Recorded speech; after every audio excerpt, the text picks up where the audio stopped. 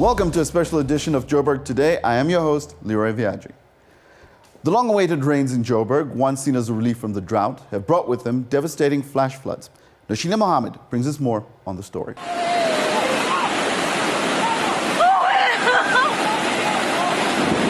The city of Johannesburg experienced devastating flash floods on Wednesday that claimed 6 lives. A 3-year-old girl remains missing in Alexandra. Property and infrastructure has been damaged. Cars have been washed away, and close to 200 families have lost their homes in Setwetla, Alexandra, which has been the worst affected area. In situations like this, generally the poorest of residents are most affected. The executive mayor of Johannesburg, Herman Mashaba, says this is something that has to be addressed during his term of office. He has also reassured residents that his office is doing everything possible to assist communities and to ensure that those affected are given emergency assistance. Joburg Today is Mpho Mashego, and our camera crew is on ground at the Joburg River in Alexandra.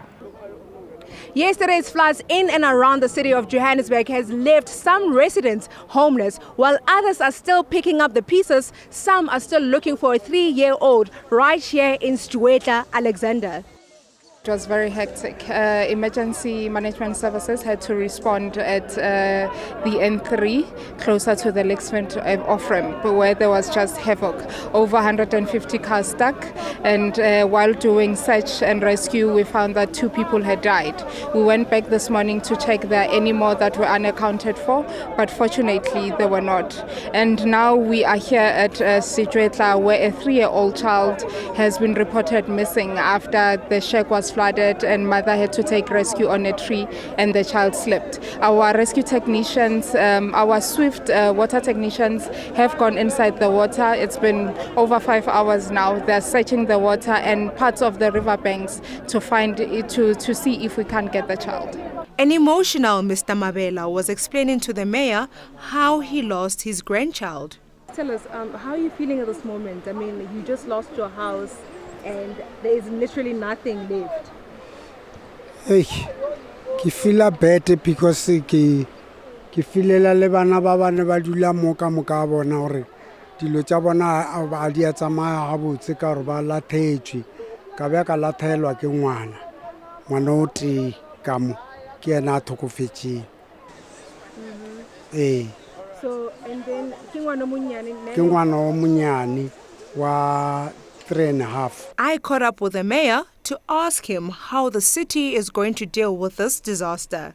I've just had a briefing at Senton Fire Station with our emergency services, the police, and with the MMC to address the immediate situation. So they're going to be drawing up a plan to look at the needs of our people, how many people are affected, and come out with a plan. We have to, unfortunately, as a city, we need the engagement and the cooperation of the provincial government. In fact, for me, we even need the national government to assist us to provide the housing, short-term housing for our people with immediate effect. I'm Mpho Mashego for Joburg Today. I chatted to meteorologist Simon Gear for some feedback. Simon, the city of Johannesburg has been experiencing the worst droughts, the worst in 3 decades.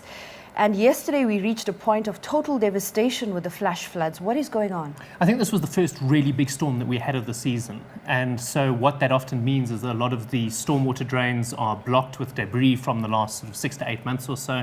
And where we saw the flooding down on the Galuli's interchange and that sort of area is right where the Joburg has come out of that Hillbrow Ridge area. And it's the first time it really sort of encounters a blockage.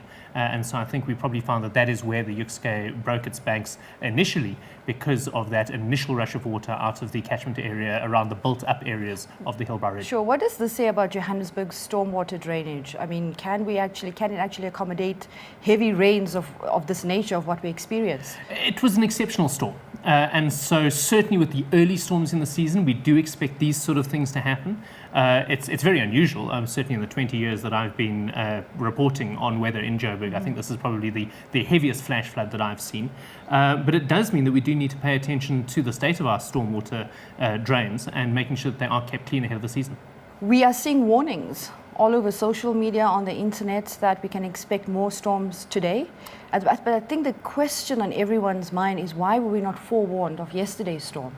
Well, I think we were. There wasn't necessarily a warning of severe rain, but there certainly was a warning of a thunderstorm expected in the afternoon, and there is expectation of thunderstorms all the way through the rest of this week.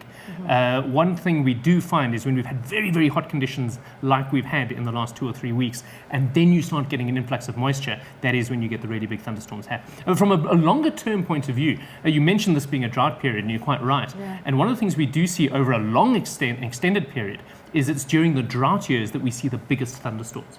Sure. I mean, I was totally devastated. I literally made my way to the highway yesterday, and I was wondering if I was going to get out of it alive. It was very traumatic, especially when you're actually stuck on the highway, bumper to bumper.